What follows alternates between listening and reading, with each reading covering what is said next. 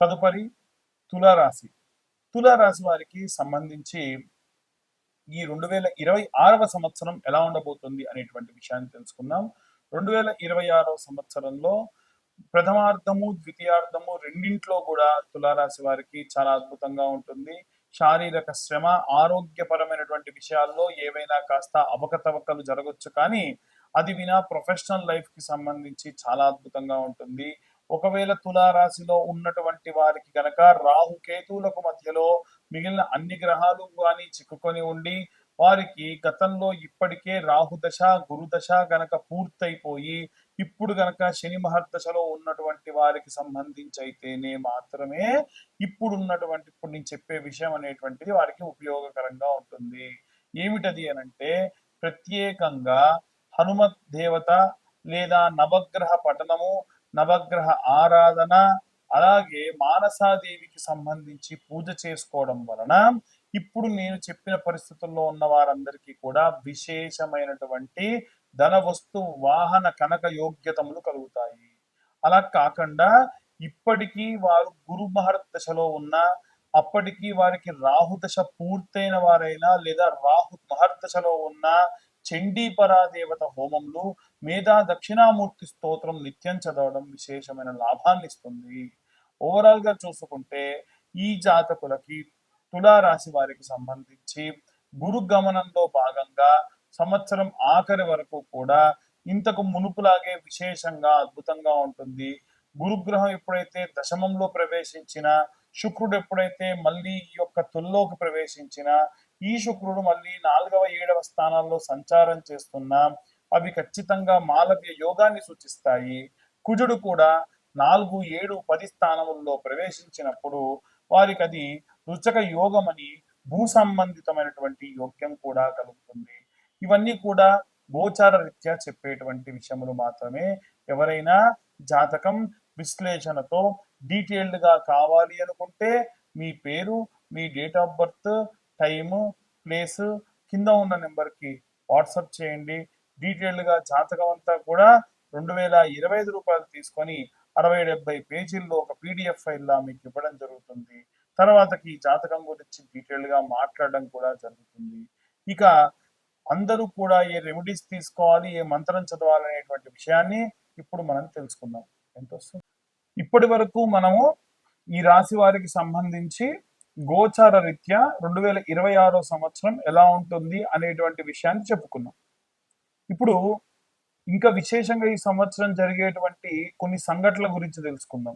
ఏమిటంటే, పంచభూతాలను మనం ఎంత కాపాడితే అవి మనల్ని అంత కాపాడతాయి. మనం ఇవాళ రేపు ఏం చేస్తున్నాం అంటే భూమిని కలుషితం చేస్తున్నాం. రివర్స్ బోరింగ్ సిస్టమ్ తోని కలుషితమైనటువంటి కెమికల్ వాటర్ అంతా కూడా ఎక్కడో దూరంగా ఊరికి అవతల పడేసేది, ఊరంతా పెరిగిపోతుందని భూమిలో మళ్ళీ వేస్తున్నాం. దానివల్ల కింద అండర్ గ్రౌండ్ లో ఉన్నటువంటి నీరంతా కలుషితం అయిపోతుంది. ఇలాంటి వాటిని ఎట్టి పరిస్థితుల్లో అరికట్టాలి. రెండవది, వచ్చేటువంటి నీటిని మనం ఇంకుడు గుంతలతోని సేవ్ చేసుకోవాలి. మనం చేసుకోవట్లా. ఇవాళ రేపు ఏమైపోయిందనంటే, మనం హోటల్స్ కి వెళ్ళిపోయినాము, ఏదన్నా ఒకటి తింటున్నారు, బాగా అబ్జర్వ్ చేస్తూ ఉంటాం. ఇంత ఏదో సాస్ వేసుకొని వాళ్ళు తిన్నారు అని అంటే మళ్ళీ ప్లేట్ తీసేయాలి, ఇంకో ప్లేట్ తేవాలి. నువ్వు తిన్న ప్లేటేగా, తుడుచుకో. కాకపోతే దాంట్లో మళ్ళీ నువ్వు తినేదానికి నీకు నచ్చదు. దానికోసం ఏం చేయాలి, వాడి నీళ్ళు వేస్ట్ చేయాలి. అదే నీళ్లు నువ్వు సృష్టించు. ఆవిరి త్రూ మనం ఒక వాటర్ బాటిల్ కావాలంటే 6 రోజులు పడుతుంది ఒక బాటిల్ వాటర్ కి. మరి ఎంత నీరు మనం వేస్ట్ చేస్తున్నాం? ముందు తరాల వారికి ఏంటి పరిస్థితి? కాబట్టి ఆలోచించాలి. అగ్నితో కూడా చాలా మంది విపరీతమైనటువంటి చేష్టలు. బండి మీద పోతూ పోతూ స్టాండ్ కిందికి వేస్తే నిప్పు రవ్వలు వస్తాయంట. దానికోసం వాళ్ళు విపరీతమైనటువంటి డ్రైవింగ్, ఈ పెట్రోల్ పోసి బర్త్డే రోజుల్లో స్నోలు కొట్టుడు, ఫైర్ దాని మీద. ఎటు పోతున్నాం మనం? మనం ప్రమాదానికి ఎదురెళ్లాల్సిన అవసరం ఏటికి ఎదురీదినట్టు. అలాగే వాయు కలుషితం కూడా చేస్తున్నాం. బండి బాగా లేదు, బండి బోరుకు వచ్చింది, బండిలో ఇంజిన్ ఆయిల్ లేదనుకోండి, అట్లాగే తోలుతాం. పొగరాని వెనకాలడిగా బాధ నాకేంది అని. అది వాతావరణం ఎంత కలుషితం అవుతుంది. సో మనం ప్రకృతిని ఏం చేస్తున్నాం? విపరీతం చేస్తున్నాం. నీటిని కలుషితం చేస్తున్నాం, వాయువుని, ఆకాశాన్ని కలుషితం చేస్తున్నాం వాయు ద్వారా. దీనివల్ల ఏమవుతుందనంటే సింపుల్, భగవంతుడు ప్రతి ఒక్కటి అబ్జర్వ్ చేస్తూ ఉంటాడు. మనం చేసేటువంటి కలుషితమైనటువంటి కార్యక్రమాల వల్లే సంవత్సరం మొత్తం చూడండి ఎన్ని ప్రమాదాలు జరిగినాయో. గాల్లో వెళ్ళేటువంటి ఏరోప్లేన్స్ ప్రమాదం జరిగింది పోయిన సంవత్సరం. జల సంబంధితమైన ప్రమాదాలు జరిగినాయి, విపరీతమైన వర్షాలు వచ్చి. మనం ప్రకృతిని కాపాడితే ప్రకృతి మనల్ని ఎందుకు కాపాడదండి? రోడ్డు ప్రమాదాలు జరిగినాయి, అగ్ని ప్రమాదాలు జరిగినాయి. ఆ నీటిలో ప్రయాణం చేస్తూ ఉండగా ఒక బ్యాచ్ కొట్టుకుపోయింది. సో దయచేసి ప్రకృతిని కాపాడదాం. మనం చేసేటువంటి పెద్ద రెమెడీ ఏంటంటే, మనం నిత్యం మన చుట్టూ అబ్జర్వ్ చేస్తూ మనం ప్రకృతిలో ఏం వేస్ట్ అవుతున్నాయి, ఏం వేస్ట్ అవ్వట్లేదు, వాటిని మనం కాపాడే దిశగా వెళ్తే భగవంతుడు మనల్ని కాపాడుతాడు. మనం చేసే ప్రతి పని భగవంతుడు రికార్డ్ చేస్తూ ఉంటాడు. మనకి ఏదన్నా ఇవ్వాలి అంటే మన రికార్డ్ ఓపెన్ చేస్తాడు. ఆహా, వీలైనంత వరకు వీడు ధర్మాన్ని పాటించాడ్రా అని. మనకు చేసేటువంటి కార్యక్రమాల్లో 10 ఇవ్వాల్సి ఉంటే 100 ఇస్తాడు, అది మంచైనా చెడైనా. కాబట్టి జాగ్రత్తగా ప్లాన్ చేసుకోండి.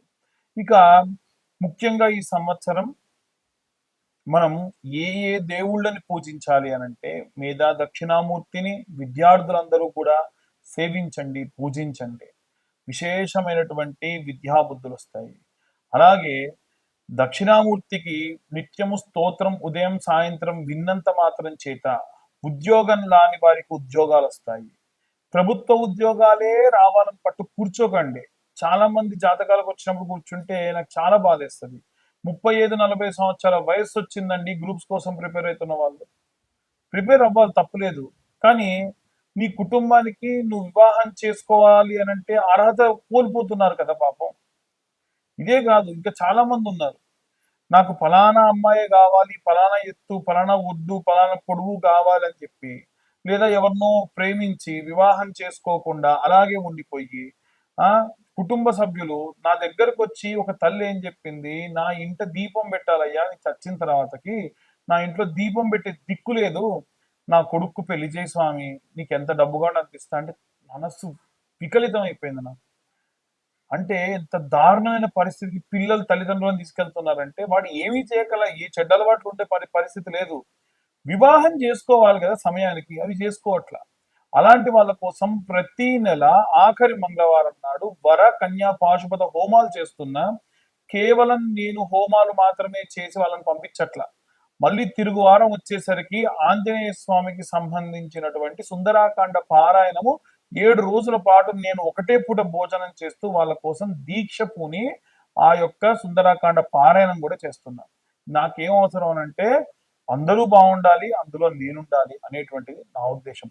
కాబట్టి అందరూ కూడా ఎవరైనా సరే దయచేసి వివాహం చేసుకోకుండా తల్లిదండ్రులని ఇబ్బంది పెట్టకండి, బాధ పెట్టకండి.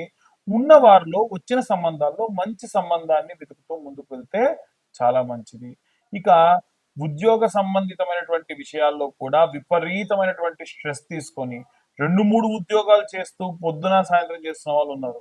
అంతగా విరగబడి కష్టపడిపోయి ఆరోగ్యం మీదికి తెచ్చుకొని చిన్న వయసులో మీకు షుగర్లు బీపీలు తెచ్చుకోకండి. చాలా జాగ్రత్తగా మీ ఆరోగ్యాన్ని కాపాడుకోండి.